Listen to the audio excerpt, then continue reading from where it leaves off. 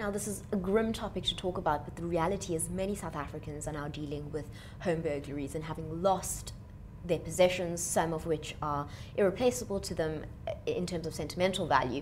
But your company and your work exists to help people navigate those situations. So what advice do you give to the person who says, Christelle, I've just been burgled, I've been cleaned out, what do I do? Where do I go? That's a fantastic question, and thanks for asking it, because often insurance is such a grudge purchase. People hate insurance companies, and we all feel that way. But the reality is, if something desperately goes wrong, the insurance companies step in to reinstate that person to the position they were before. And I mentioned this burglary that's happened to this lady earlier, and this is the part of the whole incident that you normally wouldn't be exposed to. So we see the crime stats as consumers. We hear how bad the crime is, but insurers see the detail. So we now go out, there's an investigation that takes place, we see the police reports, we hear the trauma that the clients went through, and it really is horrific, and it's very saddening to see that there's an absolute disrespect for life that we see in our society at the moment.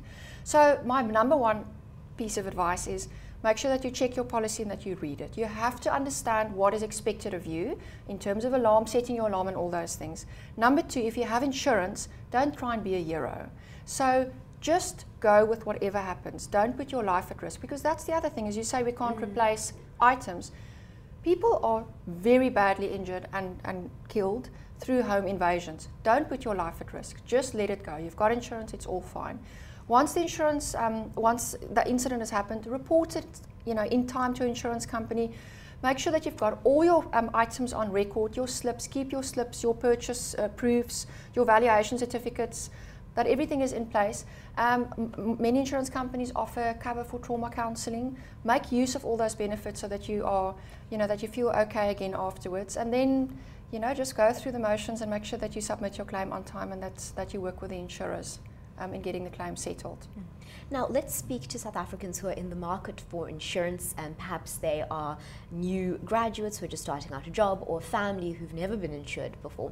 There are so many things that you can do to make sure that you are an attractive client, I suppose, to an insurance firm. There are things that you can do that make sure that your firm is comfortable with you and you're comfortable with them. And even by taking some of these steps, you could potentially end up paying less month by month. What would those types of steps be? Number one is your credit record. People don't know this, but most of the insurance companies in the market currently use your credit score as a rating factor.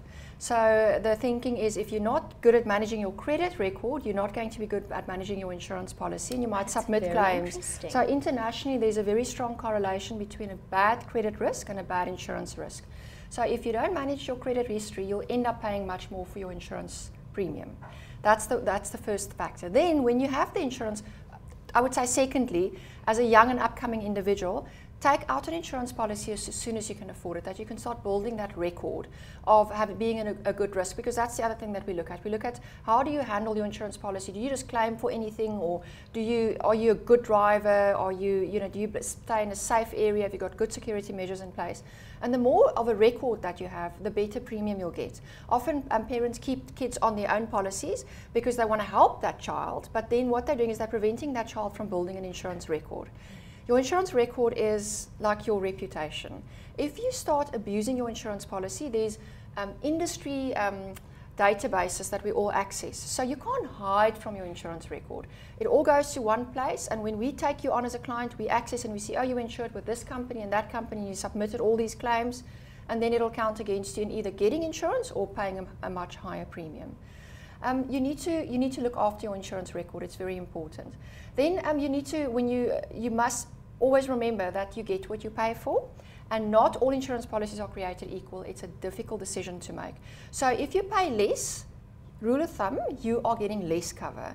If it's difficult for you to navigate your way through that, get a broker, because direct insurance policies don't necessarily mean cheaper insurance than having a broker. Often, it's cheaper to have a broker advising you. I don't think many people realize this, actually. You immediately assume that a broker is just going to mean more money and another person to pay. Well, quite simply, it all depends. You know, in today's world, it's all about brand and message and distribution channel. So some insurance companies prefer to distribute their products through brokers, and they pay that broker to get their product out into the market.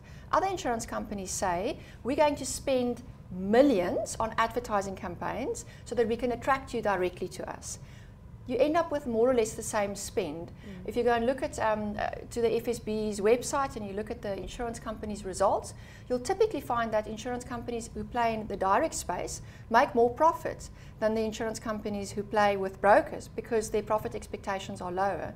So if you shop around, you'll find your car quote will be 100 Rand, 110, 90 Rand. It's more or less the same everywhere you go. Make sure that you get value for money. If you're being offered a cashback bonus, make sure that you understand what are the rules around that, because often it's quite a complicated minefield to navigate. When will I get my money back? Will I ever get my money back? Maybe it's better to get a lower premium upfront and you manage that saving yourself. And I believe in brokers. I think brokers add tremendous value, especially when you start out, and if you become more wealthy, you've got more assets to insure. If you've got a good broker, they can really add value. And there's one reason why I say this. When you have a claim that is a little bit strange, so something is not 100% right, you need a favor from the insurance company. If you are with a direct insurer, and I'm not against direct insurers because we have direct insurers in our group, so I'm speaking from a consumer perspective completely here. If you are a policyholder with a direct insurer, you are one person having to fight that fight. But if you insure it with a broker, that broker carries a lot of weight with the insurance company because they might have a big portfolio of business. And they say, help my client because I support you. So you've got someone fighting for you when you have a problem. So you need to consider all these things when you make a decision at the end of the day. And it's not easy.